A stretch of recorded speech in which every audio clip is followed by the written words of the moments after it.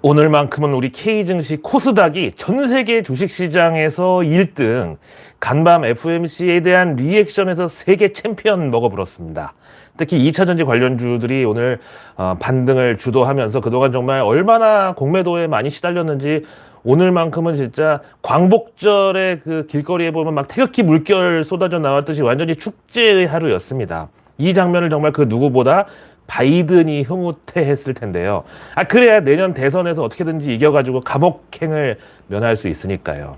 자, 그럼 이제 본격적으로 단풍 랠리가 드디어 시동이 걸리는 건가? 여기에 대해서는 이번 주 내내 제가 말씀드렸다시피 지금 우리 K증시에서 코스피는 반도체, 코스닥은 전적으로 2차 전지랑 에코프로에 완전히 투심이 인질이 잡혀있기 때문에 오늘처럼 공매도 쇼커버로 일시적인 반등 정도로는 안심을 할 수가 없습니다. 그럼 오늘 새벽 FOMC 한 방으로 진짜 전기차 업황이 갑자기 살아나고 막 리튬 가격이 완전히 드라마틱한 상승 반전을 하게 되는 건가? 일단 여기서부터 생각을 해봐야 되겠죠. 먼저 FOMC에 대한 평가는 뭐 오늘 하루 종일 그 마바라들이 뉴욕 증시도 올랐겠다. 오늘 우리도 뭐 제대로 여기 화답이 또 나왔겠다. 무조건 이거 다 호재라고 또 이제 후행적으로다가 연락에 뭐 입들 털고 다녔을 테니까 저는 간단하게 정리만 할게요.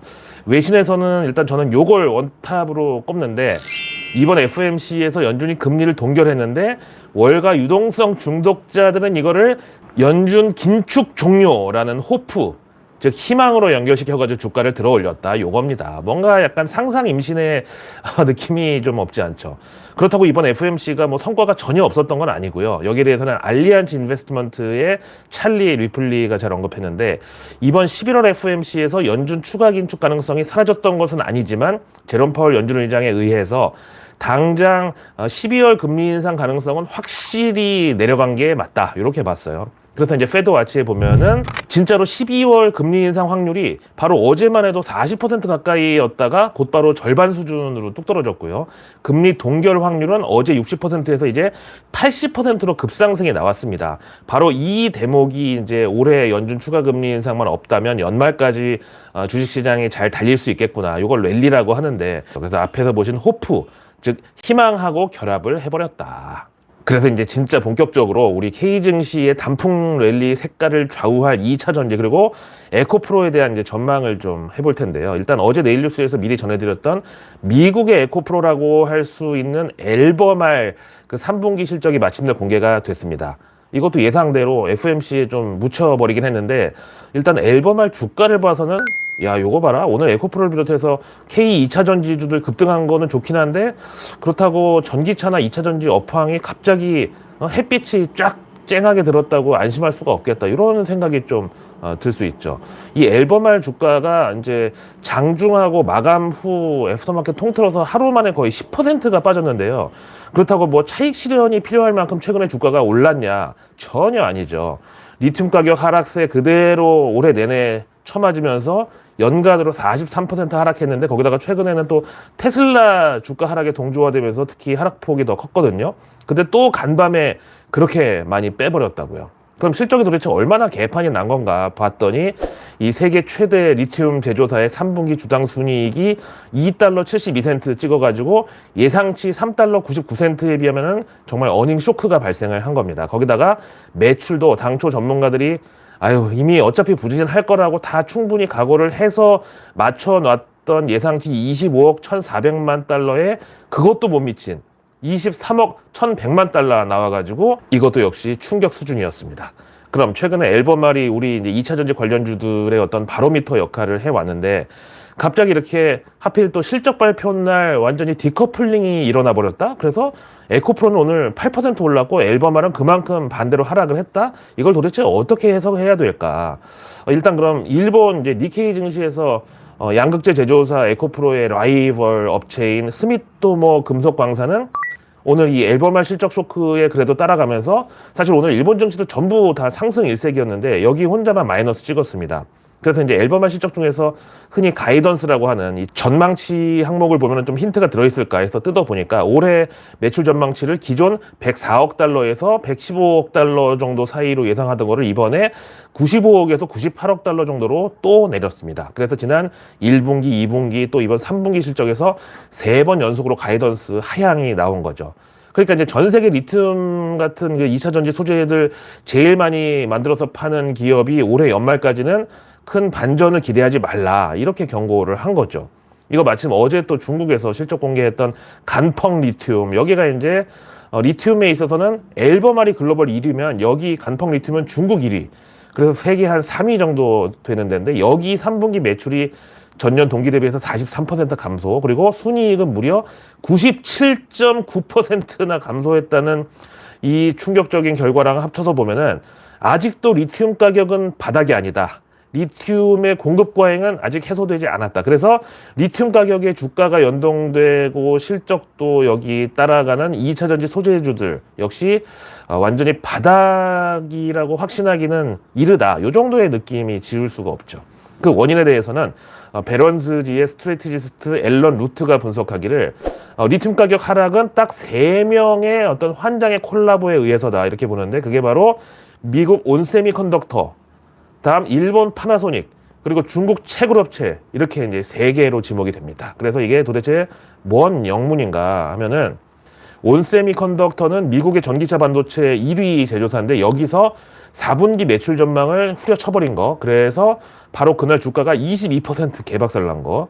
그 다음에 이제 전기차 배터리 글로벌 탑티어인 파나소닉이 또 올해 매출 전망치를 역시 깎아버렸는데, 그 근거로 고급 전기차 수요 약화 때문이라고 이렇게 이제 제시를 해가지고, 요거는 딱 테슬라를 그 지목한 거나 마찬가지다 이거고, 다음에 이제 세 번째 중국의 리튬 채굴업체는 또 왜 환장의 콜라보에 동참을 했냐면은, 최근 월가에서 중국 리튬 채굴 회사들에 대한 투자 의견을 매도로 강등하는 일이 잦은데, 심지어 내년도 아닌 내후년 2025년 실적 전망까지 전부 하향으로 손을 보고 있다고 하네요. 자, 그래서 이제 오늘 일단 에코프로를 비롯해서 2차 전지 관련주도 모처럼 회심의 반등에 나서면서 K 증시 전체 분위기를 완전히 살려놨고, 또 코스닥 지수를 상승률 기준 세계 1위로 올려놓은 것까지는 좋은데, 여전히 최근 그렇게 살벌하게 조정받았던 그 펀더멘탈 자체의 변화는 없다. 완전히 조정 끝나고 추세의 전환이라고 보기에는 성급할 수 있다 이거죠. 런하 반갑습니다. 정말 오늘 같은 날만 있으면 진짜 주식 투자로 돈 못 버는 사람이 어디 있겠냐 싶을 정도로 오늘 진짜 훌륭한 하루였는데, 근데 FOMC 때문에 또 우리 K증시에서 가려졌던 게 바로 하이브의 실적이었는데요. 일단 주가는 뭐 BTS 전성기 때에 비하면은 하이브 주가도 현재 반토막 수준이고, 본격적인 하락은 그 BTS 단체 활동 중단 선언 그때부터 이제 시작이 된 거죠. 근데 바로 그 직전까지 국내 한 엔터 담당 애널리스트는 내가 하이브의 그 팬클럽 아미 멤버라서 누구보다 BTS 잘한다고 하면서 하이브 목표 주가 50만 원 불렀었다는 게 그게 정말 코미디였죠.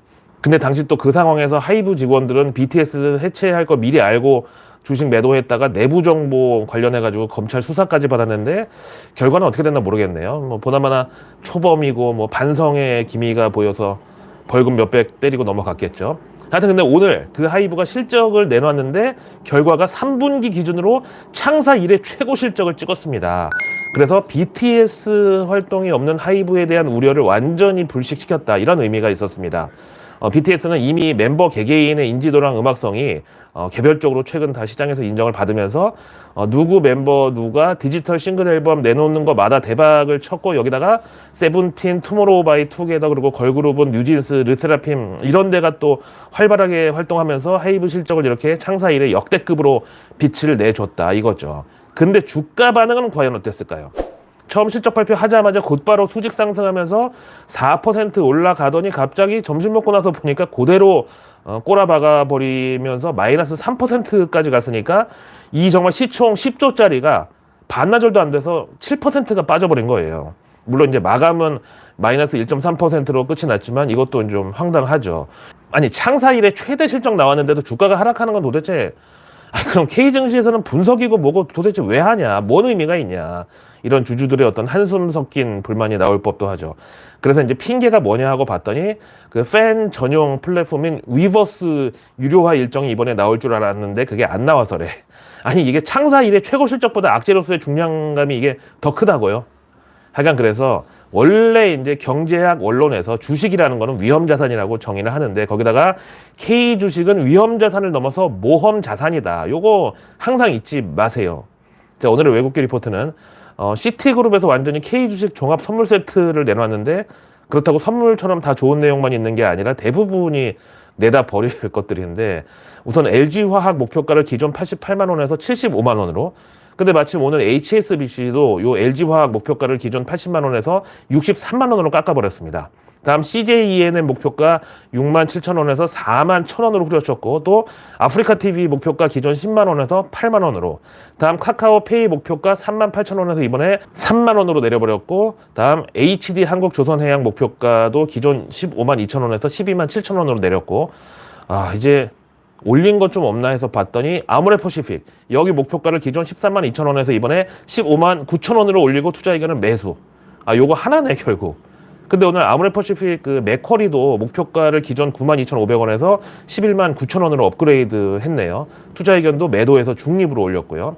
또 이제 맥쿼리는 SKC 목표가를 기존 15만 원에서 8만 2천 원으로 깎았고 JP모간도 이 SKC 목표가를 기존 13만 원에서 8만 1천 원으로 후려쳤는데 골드만삭스는 심지어 이 SKC 목표가를 기존 11만 5천 원에서 오늘 6만 1천 원으로 그냥 아예 반토막으로 칼질해버렸습니다.